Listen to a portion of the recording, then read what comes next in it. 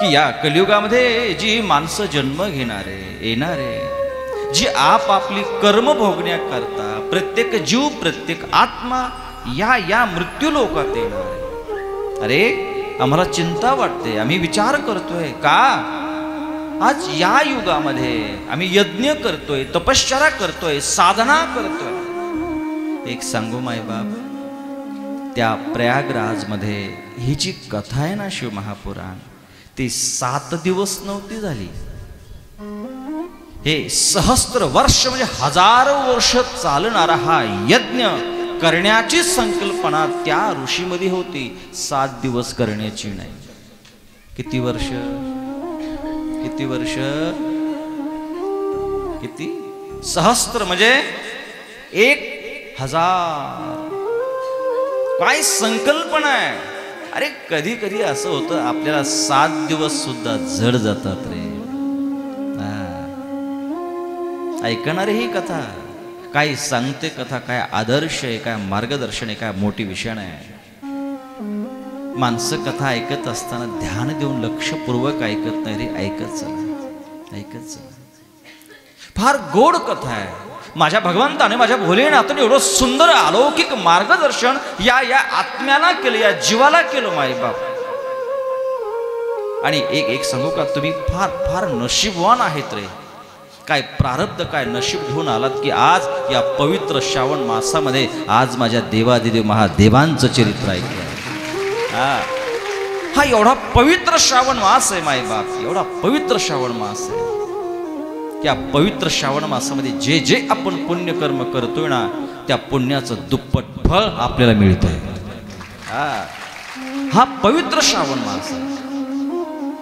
आणि या पवित्र श्रावणामध्ये पुण्यकर्म करावा, यज्ञ करावे, दान करावे, साधना करावी, तपश्चर्या करावी, योग करावा, जप करावा, ध्यान धारणा करावी. हे शास्त्रानं सांगितलंय, पुराणानं सांगितलंय आपल्याला. हा पवित्र श्रावण मास निदान 1 महिना तरी या वाणीनं कधी पाप करू नये. निदान या पवित्र श्रावणामध्ये या हातानं सुद्धा काही वाईट होता कामा नाही.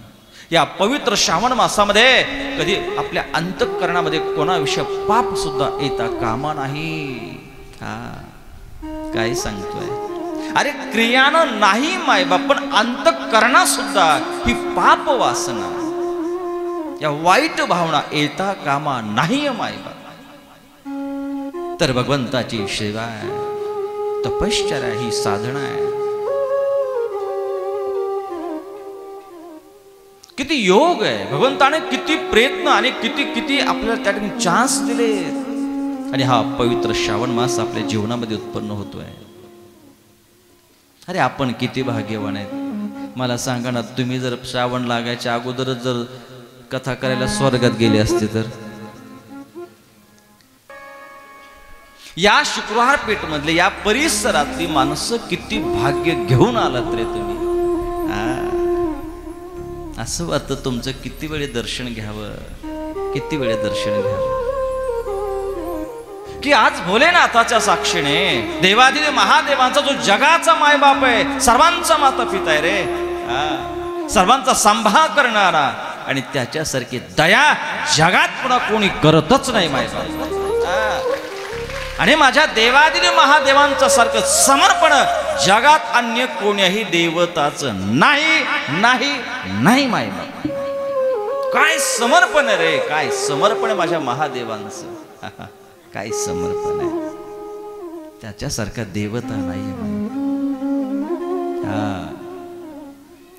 सतत भगवंताच्या रक्षणाकरता तो तत्पर आहे. आणि काय तुमच्यावर पुण्य केली रे. आत भगवंताने ओढून आणलं रे त्याच्या दारात तुम्हाला.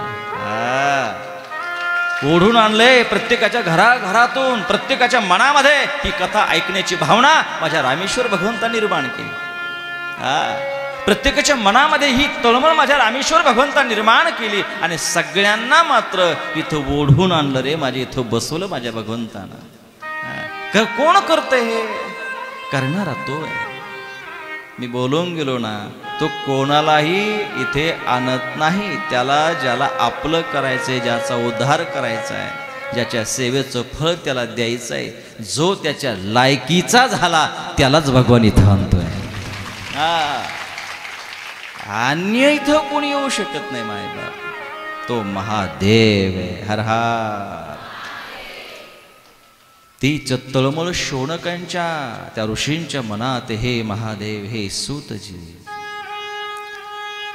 येणाऱ्या कलियुगामध्ये ही माणसं आहे ना, यांना वेद शास्त्र काही कळणार नाहीये. काय करावं या माणसाने, कोणतं शास्त्र कोणतं साधन या माणसाने करावं. आणि एकतर या शिवमहापुराणामध्ये 1,00,000 श्लोक होते. त्यावेळेस किती होते? 1,00,000. 12 संहिता होत्या. अरे इथे आई वडिलांच्या श्राद्धाला यायला मुलाला वेळ नाही, तर 1,00,000 श्लोक कोण श्रवण करणार आहे? तर माझ्या भगवंतानी काय दया केली रे. येणाऱ्या युगामध्ये माणसाकडे वेळ नसणार आणि वयोमर्यादा घटत चालणार आहे. जी 1,00,000 वर्ष त्या काळी वयोमर्यादा होती, ती आता 100 वर आली.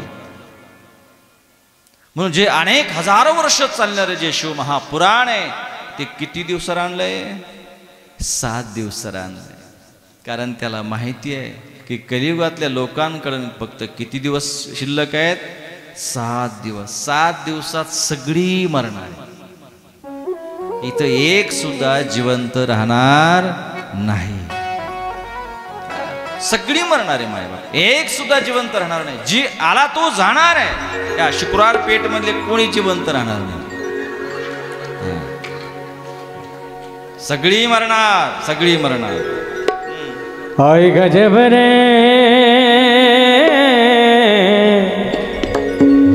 आय गजब रे बुलावा हरि का, छोड़ के सब कुछ जाना पड़ेगा. आय गजब रे बुलावा हरि का, छोड़ के सब कुछ जाना पड़ेगा. Sharp sharp.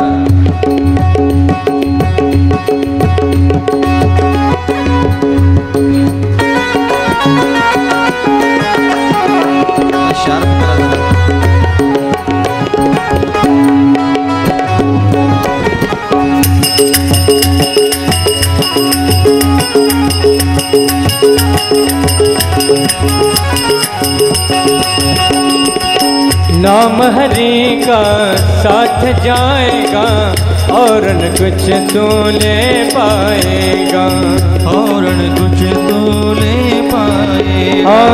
नाम हरि का साथ जाएगा, और न कुछ तू ले पाएगा, और न कुछ तू ले पाएगा, और न कुछ तू ले पाएगा. आय गजब रे, आय गजब रे बुलावा हरि का, छोड़ के सब कुछ जाना पड़ेगा, छोड़ के सब कुछ जाना पड़ेगा, छोड़ के सब कुछ जाना पड़ेगा.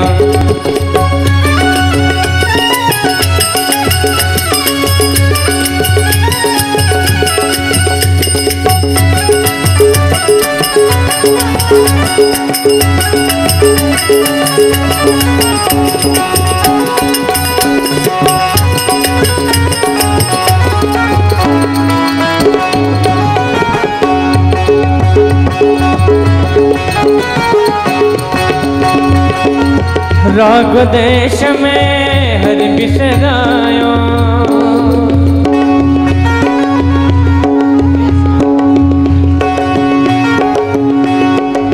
राग द्वेष में हरि बिसरायो, भूल के निज को जन्म गवायो, भूल के निज को जन्म गवायो. आय गजब रे,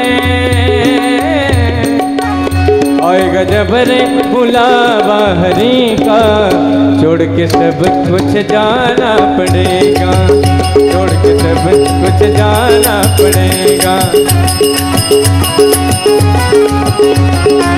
हर हर. आपण किती दिवसात जाणार? 7 दिवसात जाणार. हे बघा, ही रीत आहे या युगाची. लक्षात ठेवा. ऐका, नाही रविवारी गेले तर सोमवारी जाणार. सोमवारी कसे बसे तुम्ही वाचले तुमच्या प्रारब्धानं. नशिबानं.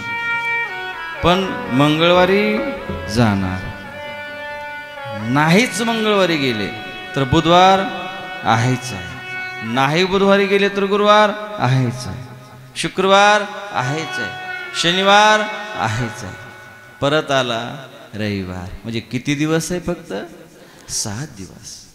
अरे काय उपकार आहेत त्या व्यासांचे, किती उपकार आहेत की माणसाकडे कमी वेळ असणार आहे आणि त्या कमी वेळामध्ये लोकांना हे शिवमहापुराण कसं श्रवण करता यावं याकरता त्या ठिकाणी ही 7 दिवसाची परंपरा माझ्या व्यासानं निर्माण केली, माझ्या भोलेनाथानं निर्माण केली.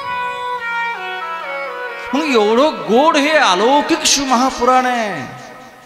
आणि आज सूतजीनं ज्यावेळेस काही प्रश्न केले कलियुगाविषयी की या युगातल्या माणसानं काय करावं, कोणाकडे जावं, कोणाकडे जावं, यांच्याकडनं यज्ञ करणं होणार नाही, एवढी धन संपत्ती लोकांकडे राहणार नाही, आणि असेल तरीही सत्कार्य करण्याची मानसिकता, ती भावना, ती उदारता लोकांकडे नसणार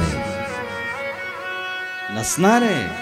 बघा, जी साधी माणसं असतात ना, मी कोणाची निंदा नाही करत, कोणाला उद्देशून नाही बोलत, पण जी साधी भोळी माणसं असतात, पैसा नसेल जवळ पण तरीही काही करण्याची जी आस आहे, जी मानसिकता आहे, त्यांच्यात किती असते? खूप असते. एखाद्याच्या गरीबाच्या घरी जर तुम्ही गेलात नाही ना, बेस झाला दादा. गरीबाच्या घरी जर गेलात ना तुम्ही, काय आदर, काय प्रेम मिळतोय, तुम्ही कधी अनुभव घेतलाय ना? तो अनुभव मी घेतोय. सगळी चांगल्या माणसाकडेच महाराज लोकांना बोलवतात, पण कधी कधी मला फार साध्या माणसाकडे जाण्याची फार धाव असते. जर त्यांच्याकडे जर गेलो ना, एखाद्या गरीबाकडे त्यांना तर टेन्शन येतं की आता महाराजांना काय करू, कसं करू, कुठे बसू, कोणतं आसन बसायला टाकू, एवढं चिंता ते करतात. काहींच्या घरी मुद्दाम अनुभव घेण्याकरता आम्ही मुद्दाम जातो. पण गेल्यानंतर त्यांचं प्रेम जर पाहिलं ना की आपल्या सुद्धा डोळ्यामध्ये अश्रुधारा डबडबल्या जातात, आपल्याला शिकायला मिळतं. एक सांगू का, जे कधी कधी श्रीमंताकडून शिकायला मिळत नाही ना, ते गरीबाकडून शिकायला मिळते. कसं प्रेम करावं ना, किती आदर करावा ना, हे शिकावं गरीबाकडून, साध्या माणसाकडून. फक्त एक आहे, त्यांचं घर साधं असेल, कपडे साधं असेल, भोळा स्वभाव असेल मायबा, पण अंतःकरणातून प्रेम किती असताना ते सांगतो. जर त्यांच्या घरी गेले ना, या ना महाराज, या महाराज, काहीच कळत नाही काय करावं. जसं श्रीमद भागवत कथा तुम्ही ऐकली असेल ना, ऐकली ना, त्या श्रीमद भागवत कथेमध्ये ज्या सुलभेची अवस्था देव आल्यानंतर कशी होते ना, देवाला कुठं बसावं हे तिच्या लक्षातच येत नाहीये. अचानक त्याच्यावर अति प्रेम आहे. अरे झोपडी रे, झोपडी आहे. घरामध्ये काही खायला नाही रे त्या सुलभेच्या.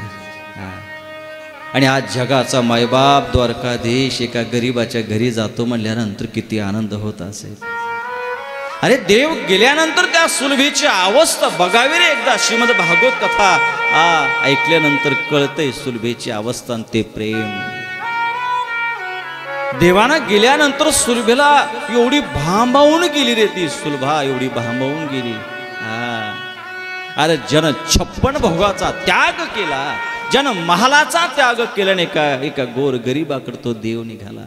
याचा चरित्र काय सांगताय, याचा सारांश आपण काढू आता की देवाला कोण आवडत आहे. देवानं सुलभेकडे जावं आणि ज्यावेळेस दार उघडलं गेलं ना, तर सुलभेला काय बोलावं, काय आदर करावा काहीच कळत नाही. या ना देवा, देव आल्यानंतर सुलभेनं काय बसायला टाकावं, कोणतं आसन टाकावं हे कळत नाहीये मायबाप. अरे ऐका रे पुढे.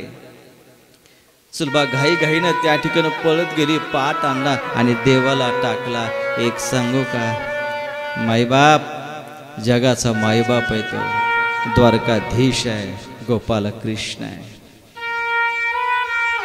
त्या द्वारकाधीशाला जो द्वारकेचा राजा आहे आणि तो सुलभेच्या घरी आला. सुलभेनं पाट आणल्यानंतर कसा टाकावर त्या द्वारकाधीशाला? अरे घाई घाईनं पाट आणला, खाली टाकला आणि पाट टाकलाय पण स्वईचा टाकला आणि उलटा पाट टाकला.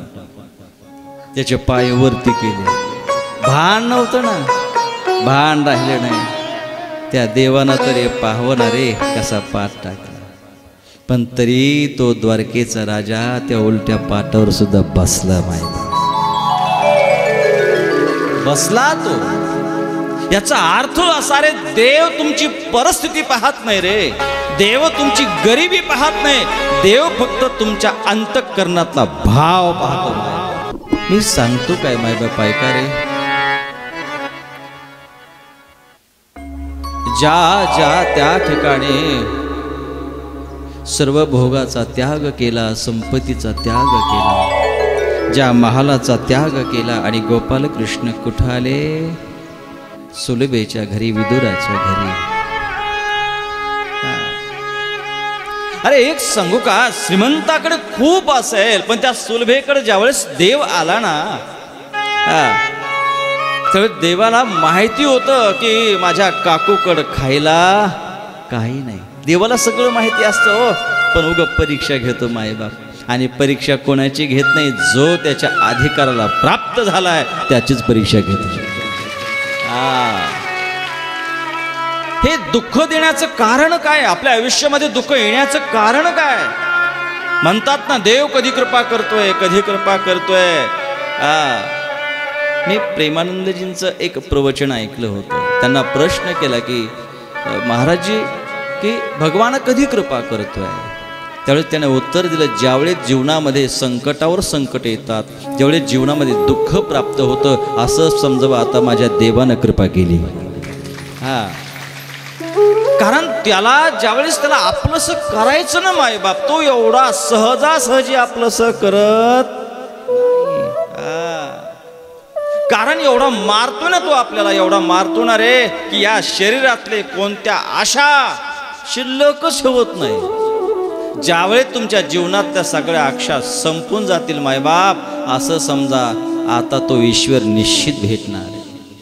कारण हे संसारातल्या आशा संपल्याशिवाय, इच्छा संपल्याशिवाय तो भेटतच नाही मायबाप. नाही भेटत, नाही भेटत. जोपर्यंत माणूस पूर्णपणे खतम होत नाही, संपत नाही मायबाप.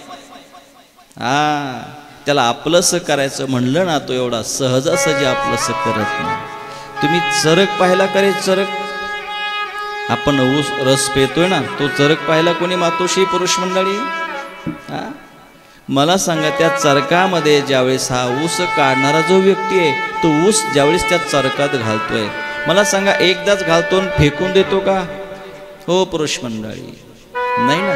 परत तिकडून काढतो एका हाताने, परत त्याच्यामध्ये टाकतो, परत काढतो, परत त्याच्यामध्ये टाकतो. असं करत करत त्या ऊसामध्ये अजिबात कसल्याही प्रकारचा रस ठेवत नाहीये. पूर्ण पूर्ण पूर्ण पिळू पिळू घेतो त्या ऊसाला आणि मग फेकून देतो. तसा देव माणसाला एवढा पिळू पिळू घेतो मायबाप, एवढा पिळू की याच्यामध्ये कोणत्याही प्रकारचा रस ठेवत नाही ना. काम, क्रोध, लोभ सगळं साफ करतो देव मायबाप, काही ठेवत नाही. आणि एकदा या देहातला द्वेष निघून गेला, निंदा निघून गेली, काम गेला, क्रोध गेला, इच्छा गेल्या, असं समजा देव कधी नेईल सांगता येत नाही, कधी आपलंसं करेल सांगता येत नाही. त्याशिवाय नाही मायबाप, नाही नाही. देव एवढा सहजासहजी प्राप्त होत नाही. म्हणून इच्छा करू नका 20 रुपयाचं नारळ फोडायचं. आलं लक्षामध्ये तुमच्या? तुम्ही फार हुशार आहेत बघा, फार हुशार आहे. आमची सहज चर्चा झाली रात्री आमच्या सरांची वगैरे. ते म्हणजे माऊली महाराज काही म्हणा, जेवढ्या आपल्या आयुष्यामध्ये कथा झाल्या ना, मी सत्य सांगतो मायबाप, खोटं नाही बोलत. जसं इथं चर्चा करतोय तशी करतोय आम्ही चर्चा. तर चर्चा अशी झाली की काही म्हणा माऊली महाराज, की एवढ्या आपण कथा केल्या, पण इथल्यासारखी श्रोते आतापर्यंत एवढ्या वर्षात मिळाली नाही. असली श्रोते नाही मिळाली, एवढी तज्ञ, एवढी चाणाक्ष, एवढी उत्साहित अशी श्रोते आपल्याला मिळाली नाही. क्या बात आहे. आणि व्यवस्था अशी झाली आता असं वाटतं ही जी कथा आहे ना वर्षभर चालावी, वर्षभर कथा चालावी. काय प्रसन्न वातावरण, असं वाटतं आपण स्वर्गात गेलो. वाह क्या बात आहे. मी अजून माझ्यातर्फे अजून 10 दिवस कथा करायला तयार आहे. तुम्ही फक्त टाळ्या वाजवतात, 7-8व्या दिवशी जे घरी जाणार पुन्हा येणार नाही.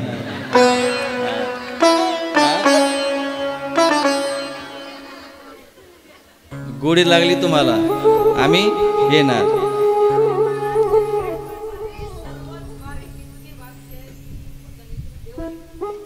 नाही नाही आहे ना, आम्हाला बी तुमच्यावर प्रेम झालं ना. एवढी सुंदर माणसं सोडून कशी जाऊ वाटण रे. आणि कुठं जायचंय आता? मला सांगा, आता आलोय आपण, ते आता जायचं तरी कुठे? आता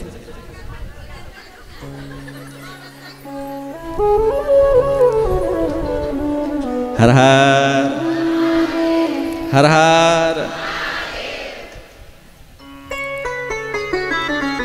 म्हणून माय बाप तो बाकी काही पाहत नाही, हे लक्षात ठेवा. दान करण्याची भावना, जी उत्सुकता, मी काय सांगत होतो तुम्हाला की ज्यावेळेस आम्ही एखाद्या साध्या घरामध्ये गेलो ना, अरे काय त्यांचा आदर, काय प्रेम रे, काय प्रेम. मायबाप ज्यावेळेस जातो ना त्यावेळेस काय करावं त्यांना कळतच नाही रे. बसायला काही नसतं रे. कुठंतरी ते त्याला आपण गोधडी म्हणा, त्याला वाकळ म्हणा, पोतं म्हणा, असं टाकतात रे बसायला. पण हे टाकत असताना त्यांच्या डोळ्यात अश्रू असतात, रडत असतात. काही काही तर माझी पूजा करत असताना एका हाताने डोळे पुसावे आणि एका हाताने पूजा करावी. काय प्रेम, काय आदर, काय भाव आहे मायबाप, काय भाव आहे. आणि हाच भाव, ही करुणता आपल्याला ईश्वरापर्यंत, महादेवापर्यंत पोहोचते. हा भाव अत्यंत महत्वाचा आहे, अत्यंत महत्वाचा आहे. ऐकणार रे, देवाला काय अपेक्षा मी ते सांगतोय. आणि चहा आणल्यानंतर काय नसतं. बाकी त्या पहिलं काय राहायचं, कब्बशी राहायची आणि कब्बशीमध्ये कप राहायचं. ज्यावेळी चहा जर आणला ना त्यांनी, तर त्या कब्बशीमध्येही चहा राहायचा आणि कपामध्येही चहा राहायचा. कब्बशी भरलेली आणि कप्पही भरलेला. आणि मायबाप त्या चहात दूध नाही, कोरा चहा, ब्लॅक म्हणतो आपण त्याला. आणि देत असताना काय आदर आहे, काय प्रेम आहे, काय प्रेम आहे. हा. अरे माणूस कोऱ्या चहाकडे पाहत नाही हो. आपण किती मोठ्या घरात, घर महत्वाचं नाहीये मायबाप, त्या घरातली माणसं महत्वाची आहे.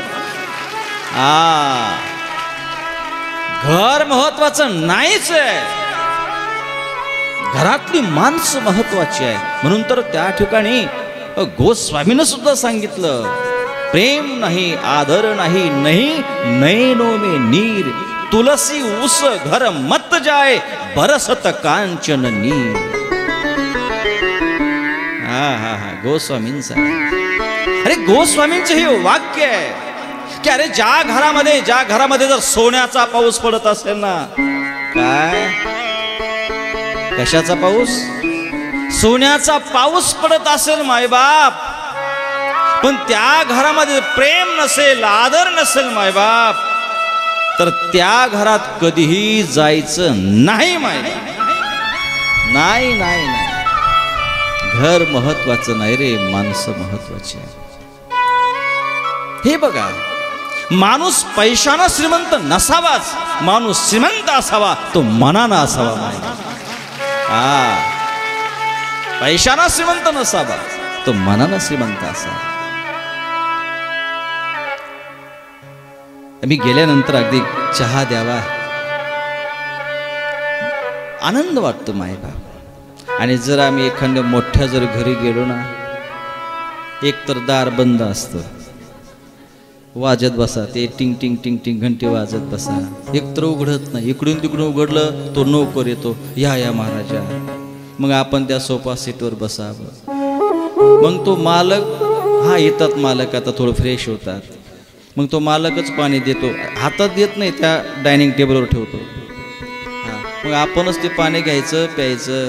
हां, नंतर हळूच कोण मालक येतो आणि आपल्या शेजारी बसतो, सांगतो चहा. मग तो चहा येतोय, चहा आल्यानंतर समोर ठेवल्या जातो, आपण तो चहा घ्यावा. तो चहा अजिबात गरम नसतो, पूर्ण थंडगार चहा. पण चहा उचलल्यानंतर त्याच्या डोकून पाहावं लागतं चहा आहे की नाही. त्या कपामध्ये डोकून पाहावं लागतं किती चहा आहे, किती चहा. उगत थोडा थोडा चहा त्याच्यात असतो, एक घोट बरंच. ना साखर त्याच्यामध्ये ना पत्ती त्याच्यामध्ये.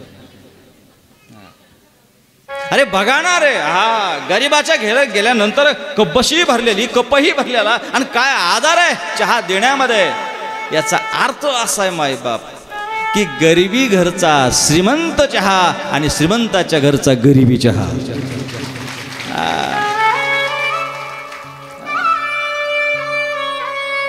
आदर महत्वाचा आहे रे. देव काही पाहत नाही मायबाप, तुमची मनाची तळमळता.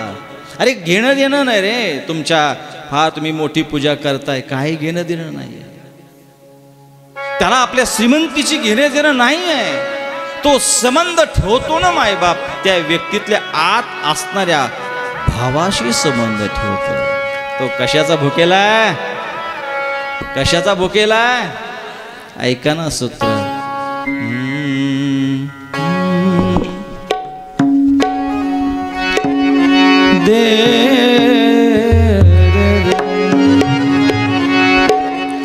भाव के बस में है भगवान, भाव के बस में है भगवान, भाव के बस में है भगवान, भाव के बस में है भगवान, भाव के बस में है भगवान, भाव के बस में है भगवान, भाव के बस में है भगवान, भाव के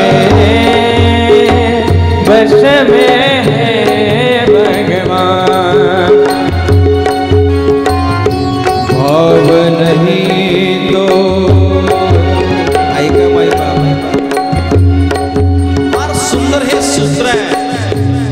मी प्रगट करतो तुझ्या समोर, फक्त माझ्या शब्दाकडे लक्ष द्या. भाव नहीं तो, भाव नहीं तो हर मंदिर में,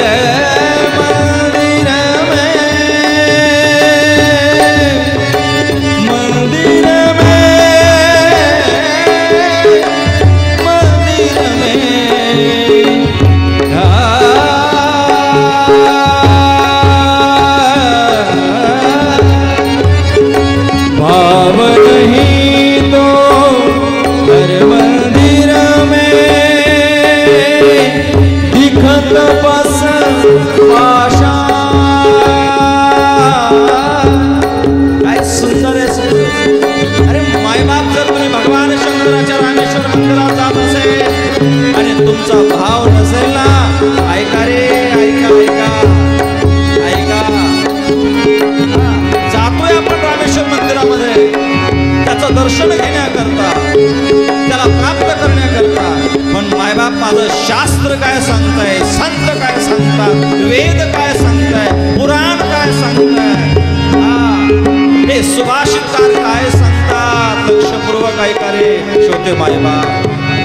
जरा आपल्या मनातला भ्रम दूर होईल. हे काय महापुराण काय प्रगट करताय? काय सांगताय? काय सावध करताय? अरे जर रामेश्वर मंदिरामध्ये तुम्ही जात असाल मायबाप, पण तुमच्या अंतःकरणात देवाविषयी जर भाव नसेल, तर माझं शास्त्र सांगतंय की देवाच्या ठिकाणी तुम्हाला पाषाण दिसेल. पाषाण तुम्हाला दगड दिसेल, देव दिसणार नाही. देव दिसणार नाही मायबाप. पण जर भाव असेल तर हे कुराण काय सांगत आहे? भाव नहीं तो हर मंदिर में दिखत बसा पाषाण, दिखत बस पाषाण. भाव होय तो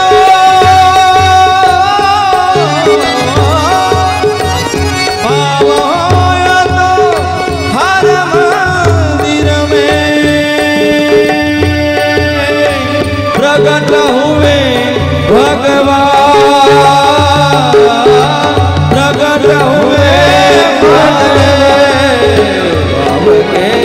वस में है भगवान, भाव के वस में है भगवान, भाव के वस में है भगवान. ओम नमः शिवाय, ओम नमः शिवाय, ओम नमः शिवाय, ओम नमः शिवाय, ओम नमः शिवाय, ओम नमः शिवाय. हर हर.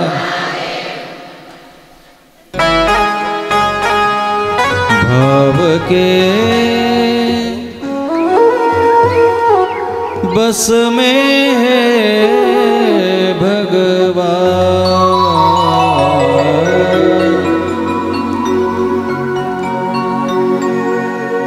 भाव नहीं तो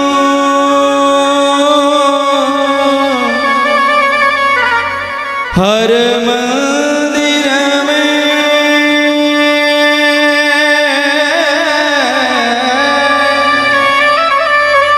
भाव नहीं तो,